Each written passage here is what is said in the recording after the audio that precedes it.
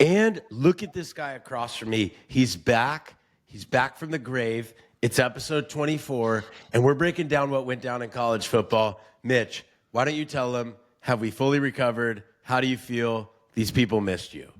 I'm feeling good, much better. I listened to the episode of KJ. I was a zombie, dude. I got crushed next day. I had flu and strep at the same time, and that was just the night before. So I was just listening to KJ, like trying not to die. But we're back, and the last time we were on, the football gods heard me. I was talking about the typical college football weekend. Then here we go. We got blessed with a good weekend. It was a crazy weekend, ton of upsets. That's really our theme of a topic of conversation today. Just a wild week. I think we said, 5 of the 11? 5 of the top 11 teams in the country lose to unranked opponents. I mean, technically, Texas A&M is number 24 in the country, so 4. But, yeah, you got Bama, Tennessee, Missouri, Michigan, and USC all in the top 11. And then, obviously, Miami, number 8 in the country, was super on the ropes there. I mean, Mitch, have we seen a weekend like this in our life? I don't think so. I really don't. I mean, a lot of teams lost, but the craziest thing to me, and no disrespect to Vanderbilt, since you left, dude, Vanderbilt has been, I mean, let's call a spade a spade. They've been horrible. Doormat, yeah. The worst program in college football. Not even a question, the worst program in Power 5. Not in college football, but in Power 5. For sure. And, bro, they beat Bama. And they beat Bama, dude. Beat Bama, bro. Controlled time of possession, 3-1 on time of possession, 3 minutes to 1. Scored 40 points against that defense. Didn't turn the ball over, and Bama turns it over twice. I mean, that's the thing, right? That game, that's not a fluke. That was, we beat you today. We beat you. And, yeah, fascinating. I mean, Tennessee to Arkansas, you watched a little bit of it. What's your quick rundown on that one?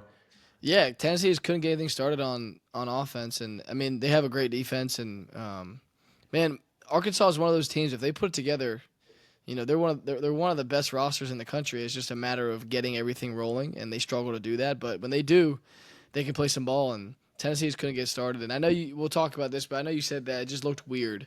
It just had a weird vibe to it, and on the Tennessee sideline. And I'm curious to see what you meant by that, and talk a little bit more than that. But for sure, yeah, no, we're definitely gonna dive into that, and I think that weirdness also is closely related to time of possession, which I think is something that a lot of people don't understand. But I will dive into it here in a little bit. But the weirdness from Tennessee is dude, I think they touched the ball one time in the first quarter. And it's that team that goes fast, kind of like Ole Miss last week at Kentucky, at home against Kentucky. It's it's just that weirdness can be attributed sometimes to just not being on the field. Missouri and Texas A&M, I know you weren't able to watch that game. I was able to watch it about as well as it could go in every phase of the game for Texas A&M, and about as poorly as it could go in every phase of the game for Missouri. So you have that going on while you're at Kyle Field at Texas A&M, and you're looking to get your ass kicked pretty good there. Next one was Michigan and Washington. Washington at home. It's tough to beat Washington in Husky Stadium, in Seattle. But 27-7 Washington, were you able to watch that one at all, Mitch, or not much? A little bit of it, yeah. A little bit of it. Okay, cool. Yeah, that'll be an interesting one just to see, when you think of, who Michigan and Washington's identities and how that one played out. And then USC loses to Minnesota. And USC, who has been a team that, they struggled with Michigan, and I think we'll kind of get into their personnels and what Minnesota represents on offense that may have given them the same issues that Michigan gave them, as opposed to them playing an LSU team to start the season. Really, really tough, and obviously winning that game. So still got a good quarterback, still got a lot out in front of everybody that lost this past weekend that we just mentioned. They still got a long season out of them. Yeah. Because this thing now, I mean, we're looking at the top 15 teams in the country, and it's going to look very different this week than it has in the previous weeks. But we're truly looking at multiple teams getting into the playoff with 2 losses. Yeah, so, at this point, yes. At this point, no doubt. At this point, right. And when you look at the clear and away teams right now, I think you have to go with the undefeateds, and you have to go with Ohio State and Texas. Yep. And Miami. Miami is right there as well. It's just but they've escaped the Almost He's lost life almost twice. lost to VT. Then this week have to come down 25 or come back down 25 to Cal, but still undefeated. But I'll tell you, dude, I watched Ohio State's defense. Like, bro, Yeah, it's different. tough to gain a yard against those guys. Texas had the week off. The Michigan, beat down is kind of looking a little less unbelievable right now, but nonetheless, like we're in a really good spot in college football because as a college football fan or a college football player, it's got to be awesome to think that there are a lot of teams that have a chance here, and there's more parity than there's been in a really, really long time. And then the implications of the playoff is like you have a much bigger group that could potentially get in. So as we attack this week, Mitch, like it's the week of upsets. That's what it is. And now we look at this week and we both said at the top of the show, like that we haven't really seen this before. So what to you is the reason that 5 teams and almost 6 in the top 11 in the country could go down to teams that, on paper, I didn't check the spreads of these games, but like, I mean, I know Bama was favored by double digits. I know Tennessee was favored by double digits. USC and Michigan were favored by like a touchdown. Missouri and A&M was close. But as you look at those games and those upsets happen, this is what this show's all about, is kind of talking about the inner workings of college football and what we see and why we think this might happen. So shoot away at it, dude. How can we have that many upsets in week 5 of the college, or week 6 of the college Week football 6, season? yeah. I don't know. A few thoughts have run through my head, right? And I think each game is a different scenario. If you look at just the Arkansas-Tennessee game, that's just a typical SEC game where, like I've said a million times, every team in the SEC has horses. It's just who can put it together consistently. And Arkansas had one of those days where they put it together. If you look at the Minnesota-USC game, if you look at the Michigan-Washington game, the 2 teams that lost are teams that had to travel. Yep. Correct? USC was on the road, correct? At Minnesota, yeah. Yeah. So 2 teams have to travel. And I don't know, this weekend kind of had like an NFL type vibe to it where anything goes. Yeah. You don't really see that in college football as much, whereas the NFL, it just makes no sense. But both teams had to travel across the country, which is new for college football. Now teams play each other across the country all the time, but not a conference game into that magnitude. And I think if you look at just what that does to, it's different. It's hard. Like it's very hard to go across the country and play a football game in very unfamiliar territory. Then when you look at Miami was another example. Miami had to go all the way out to California and play a football game. And then again, when you look at the Missouri and the A&M game, again, Missouri could win. Missouri has a national championship roster. Or sorry, A&M has a national championship roster. For sure. Missouri does too. But it's just a matter of who can put it together on a certain Saturday. So I don't know. I really don't have a definitive answer, and you seem to have you seem to have a little bit to say on this, so I want to hear what you have to say because I don't know. It was nuts. I actually don't have an answer. I'm stuck. I don't know. It may be that I have more of an opinion just because I coached up there for a while, and so like I'm talking to all these coaches that are around the country and just kind of getting a feel. But I think Tom Brady like said it best on TV the other day, where he goes, "We no longer have programs, really. Like you have 5 or 6 at the top of the country that are programs, but he goes, college football is now about teams." And he related it a lot more to the NFL, where it's like, yes, NFL franchises are better than others. But for the most part, like, it's year to year. Like, who is on this roster now? Who is healthy now? Are we clicking now? Look at Florida State last year compared to Florida State this year. It's like, they still spent a bunch of money to get a bunch of good players. Like, so how you go from one of the best teams in the country to quite literally like shit. I mean, one of the worst teams out there right now is you look at that dynamic, and to me, what you're seeing is you're just seeing teams that don't have near as much like synergy together. They're kind of figuring it out in real time because there's just been such few amounts of opportunities to really learn who each other are. Yeah. I mean, Mitch, like, you in college, me in college for sure. You in college, like 90% of your college career. But it's like, dude, you go in there and you're building relationships with these guys for 3-4 years. It's a development-based program. The people that if you're in the top 15 teams in the country, the odds are that the guys that you're relying on the most are guys who are paid from, Yeah. 50% of them other programs and then 50% your own. Yeah. Now, how somebody enters the locker room that's been offered $700,000 and how that jives with the rest of the locker room and how they carry themselves, I just think we're on a lot more of a roller coaster than we've ever been on before. And I think that roller coaster is kind of here to stay. And I think that, like the parody of that, I think is going to be really, really exciting and kind of enters into a dawn of a new age in college football. I mean, tell me this. Do you think that fans are excited to see these teams getting knocked off? Or do you think, I mean, of course, you're going to have fans from those programs that are pissed, but like at large, like, what do you think? You think people are excited that this is happening or not really? I mean, from an entertainment standpoint, yeah, how many people have ever watched Alabama Vanderbilt to the end? I can't say anybody alive has done that.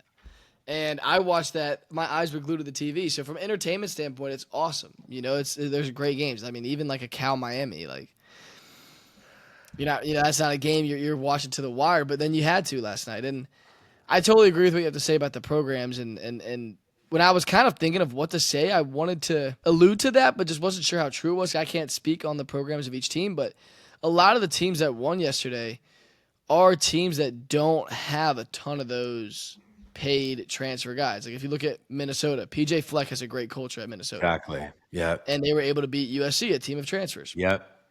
Then you look at Washington. Washington's got a great culture. Now, Yep. they've probably had some turnover because of the coaching changes, but overall they've had a great culture. Yep. And they don't really take a ton of transfers, and they were able to beat Michigan. So I think that definitely has something to do with it because when you get when you play for a team that you've played for all 4 years, each game just means a little bit more to you. And Yep.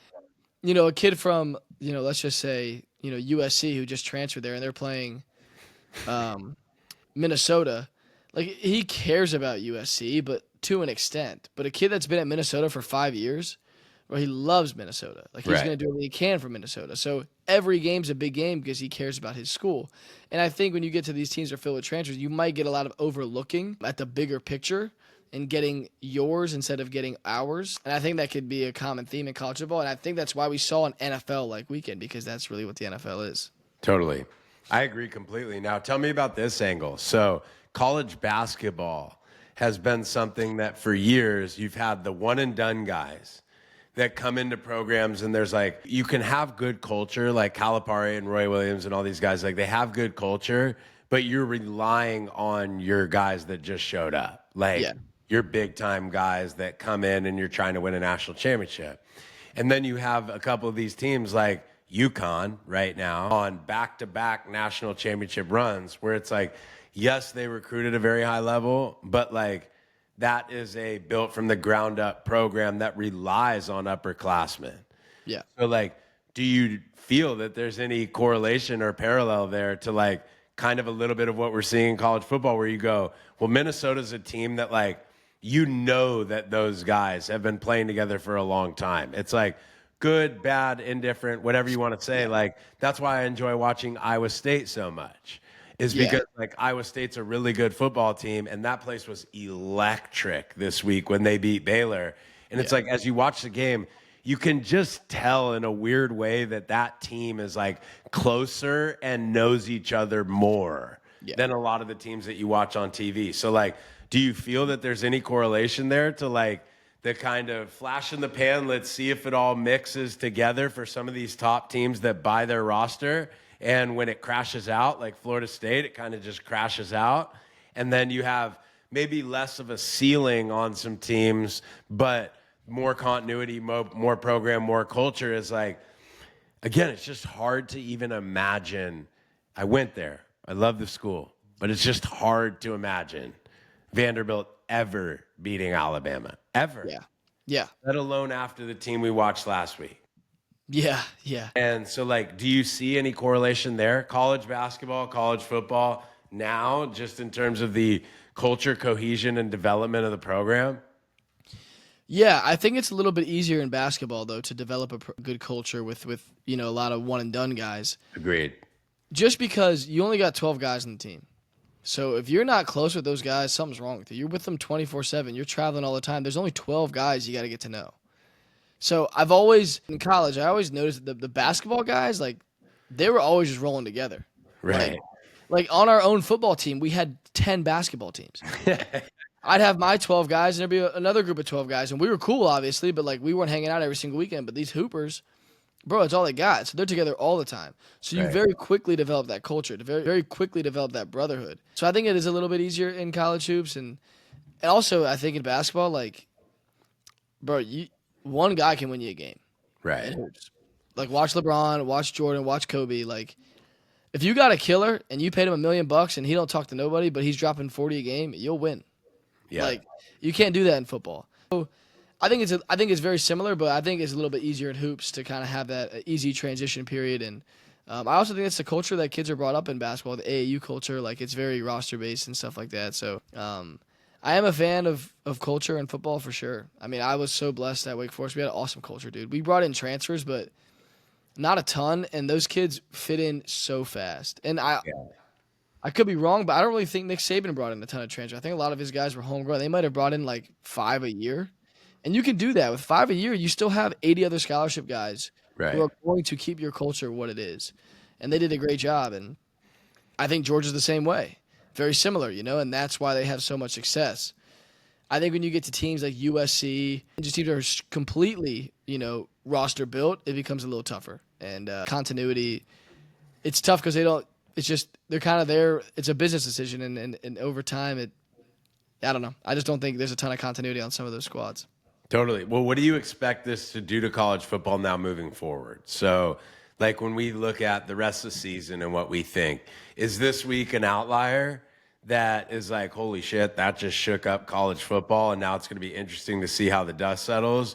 Or do you think this is obviously not at the propensity that it happened this week, but like, do you think this is here to stay a little bit? Like, do you think that parity is going to be across the board and we're really only going to have a top 1, 2, or 3 teams, which is ironic because now we've extended the playoff field to, way bigger than that. But like, what do you see the implications of this being and just the way that things shake out moving forward through the rest of the season, knowing that like Georgia has a loss, Tennessee has a loss, like Missouri may have been overrated, but they have a loss. Like Bama has lost, Michigan has lost, USC has lost. Like USC and Michigan with 2 losses. Yeah. Crazy. Yeah, I think it is kind of here to stay, and probably not to this extent, but in big upsets like this, culture is always what wins you the game. Yeah. And not that teams don't have great culture. Alabama has a great culture. But a team like Vanderbilt is not going to pull off an upset like that if they do not have phenomenal culture. Agreed. And culture goes a long way.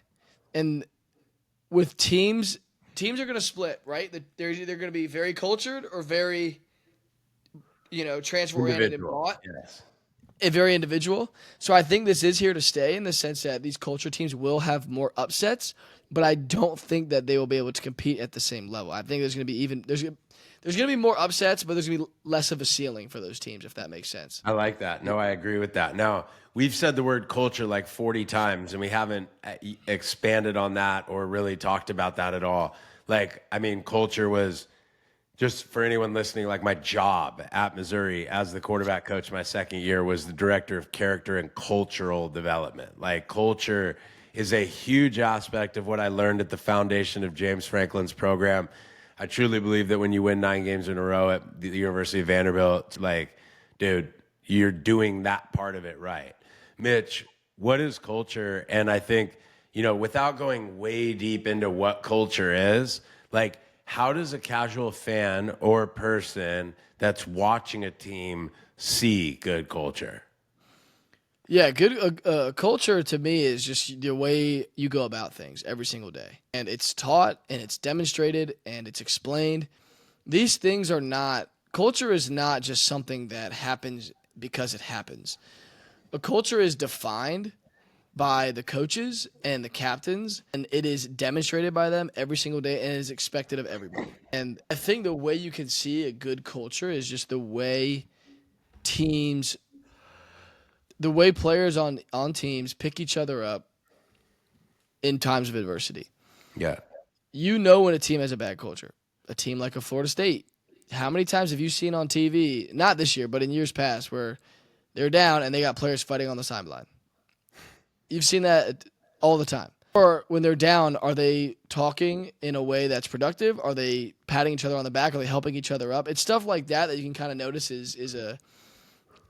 that's what defines a good culture, and those are like the visible and tangible things that you can pick out as a fan watching, in my opinion. I love it. Yeah, I agree with you.